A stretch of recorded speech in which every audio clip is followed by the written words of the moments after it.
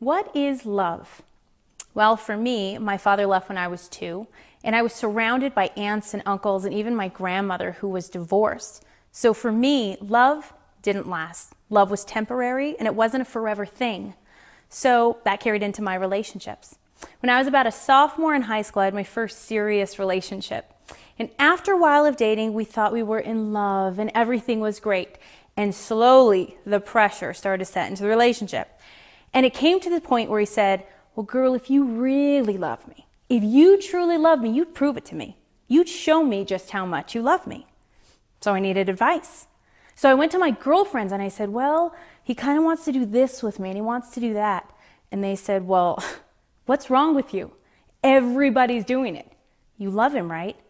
And I thought, well, yeah, I love him. So at the age of 15, I lost my virginity thinking it was going to cause this huge, great emotional bond between us and we'd be on cloud 9 and so in love. And in all actuality, eventually it destroyed any love we had in that relationship, and all respect was just thrown out the window. Because if I couldn't even respect my own body, how is he supposed to respect it? And after a while of dating, it seemed like he didn't want to spend time with me anymore. He was basically spending the time with my body. And when a girl is being used, she knows it. She knows it in the depths of her heart. She may deny it, she may ignore it, but she knows it, and I knew it. And after a while, we were constantly fighting. He was cheating on me, and we broke up and went our separate ways.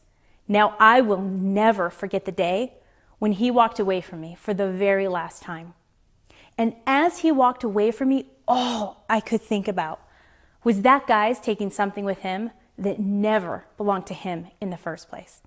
But I can't get it back, right? What's the point? It's already gone.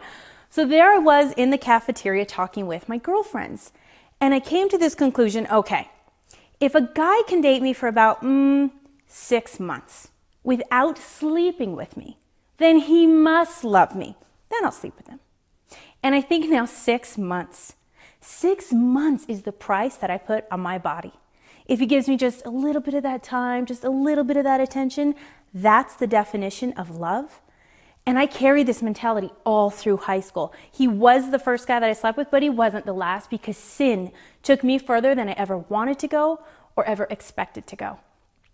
Now, after a while of living this lifestyle, I got into the partying, I got into the drinking, I got into the clubbing, I got into the drugs. You name it, I was into it. And granted, at the time, yeah, I thought it was a lot of fun. It was very attractive, and I know what that's like. But I also know what it's like to wake up the next day when that party's over, when your friends are gone, and when you're there by yourself. And I remember waking up thinking, I can't believe I did that last night. I hope I don't have to see his face in the hallway at school on Monday. What if everybody finds out what we did? All of these things constantly going through my head. But the night before, my friends would always say, oh, it's all fun and games. Don't worry about it. It's not a big deal. But the next day, the fun and games were over. And I remember one day waking up so disgusted and overwhelmed with the feeling of worthlessness. And I thought to myself, what's not the big deal here? My body, my self-respect, my dignity. What's not the big deal here? And I wasn't happy. And I knew I wasn't happy, but I thought, well, I'm damaged goods. It's already too late. There's nothing I can do.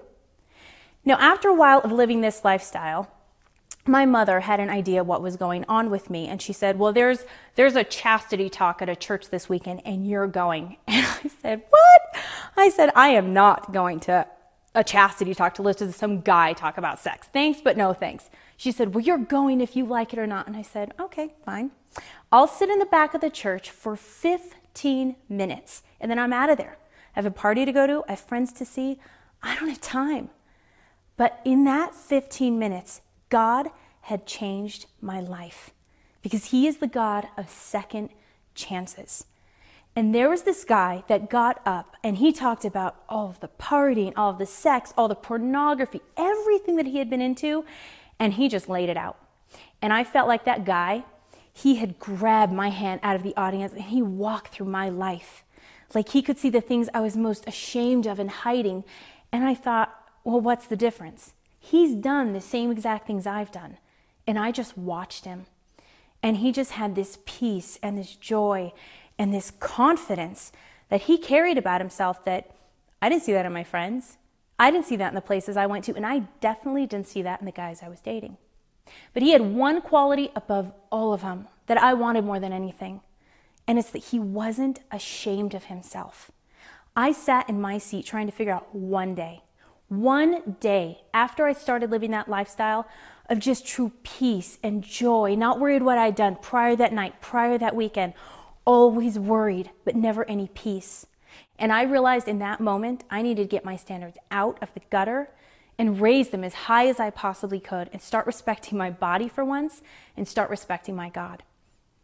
Now, our God is the God of second chances, and he changed my life. He turned me around, and he gave me the grace to get out of that lifestyle. And I tried so many times to get out of that lifestyle on my own because I was miserable. I wasn't happy. I was disgusted with myself, and I just needed to get out. And I tried so many times, and I promised myself, I'm never going to do that again. And then the next weekend, I was doing the same exact things. But then I realized when you ask the grace from God, and I begged him to get me out of that lifestyle, he did. And if you really want to turn your life around, if you really want to start over, you have to do it with Jesus, or you're going to fall right back into the same old habits that you had. Now, after I turned my life around, well, a lot of my friends, they thought it was some big joke, right? They were constantly making fun of me. And I went home and I told someone what was going on. The best advice they could give me was, oh, don't worry about it. Just ignore it. You're doing the right thing. Well, I tell you today, if anyone makes fun of you for living out a lifestyle of chastity, of purity, of respecting your body, and you get made fun of for that, you remember it. You remember every single word they say to you. You go home, you make a book of it, you write it all down.